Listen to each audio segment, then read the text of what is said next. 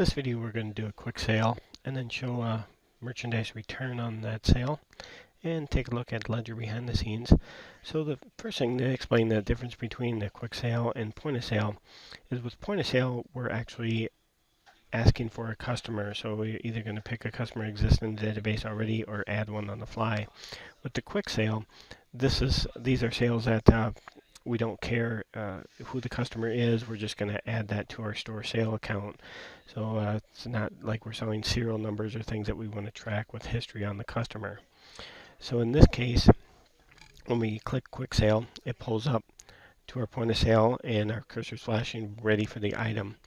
And so I can go ahead and type in my product number, or if I had a scanner connected, I would just scan the barcode and it would pop up above there as it just did.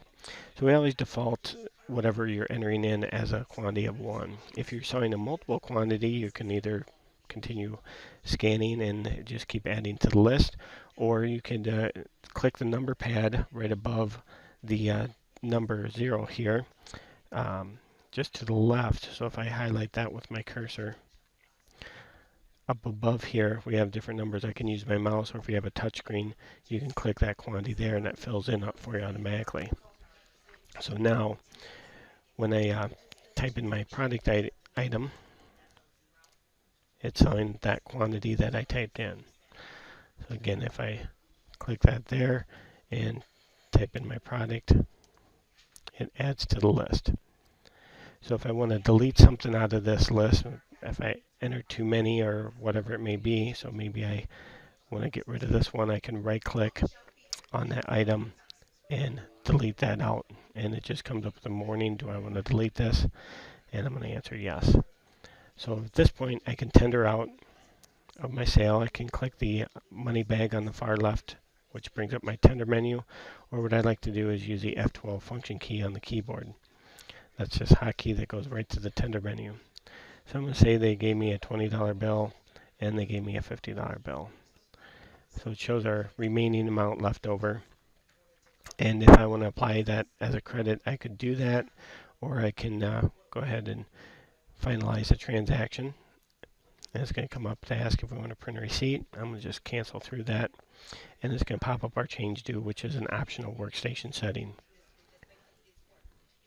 So at this point, let's say the customer came back and wanted to return some of that merchandise. So a couple ways of doing returns. I can go under modules and then returns, and then finally merchandise return. And here it's going to ask for the invoice number, or I could just hit enter and then pick the customer that it was sold to. So rather than do it this way, another way we can do it is right through that same quick sale screen or point of sale screen.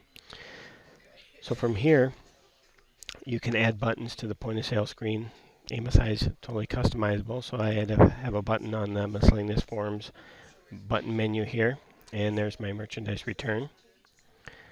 So either method that we go into, if I would have did it the modules way and entered the invoice number, it would have listed the items for me. But this case, I have options of listing the sold items for this day in history, or I can clear this history date and list all the items that were ever sold to this account. I can scan the item that I'm returning. I can put in the actual invoice number that they have and show all items. I'm just going to list items for today's date. And so I'm going to say we want to return a quantity of 2 of the golf ball sleeves.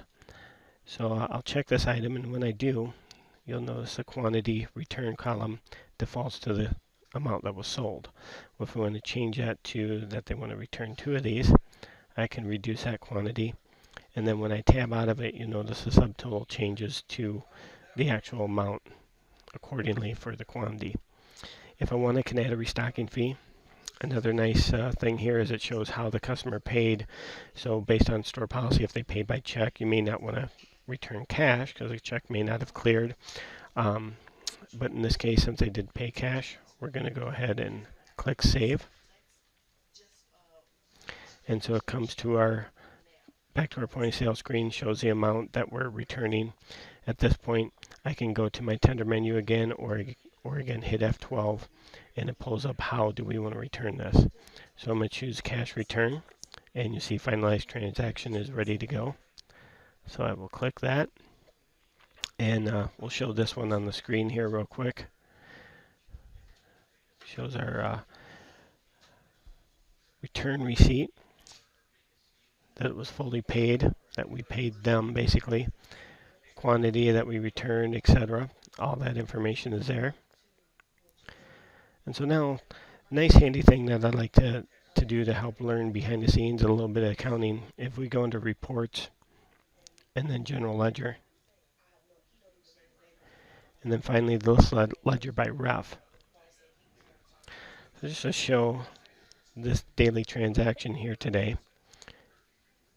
So I'm going to run this report, and we'll just view it right on the screen. So taking a look at the report here, this first transaction is our actual sale. So you'll see that our cash clearing, so we took in $65.09 in cash, and then it reduced our inventory value for category 2, 120-2 for my golf accessories, because that's where basically all the items come from. So that's our credit of our cost for those items. Then we have our sales tax, then our sales for the item, so the amount we sold it for, and our cost of goods sold. So you'll notice that all balances to zero. And then the second transaction here is our merchandise return. So we show money coming back out of the drawer. $14.87 is what we returned. 2 of the golf ball sleeves. So the cost for those 2 we're adding back to our inventory of $7. Our sales tax and the sales and cost of goods sold that were basically reversed entries, and those all balance to zero. So that's doing a cash sale in the AMSI system. Thank you.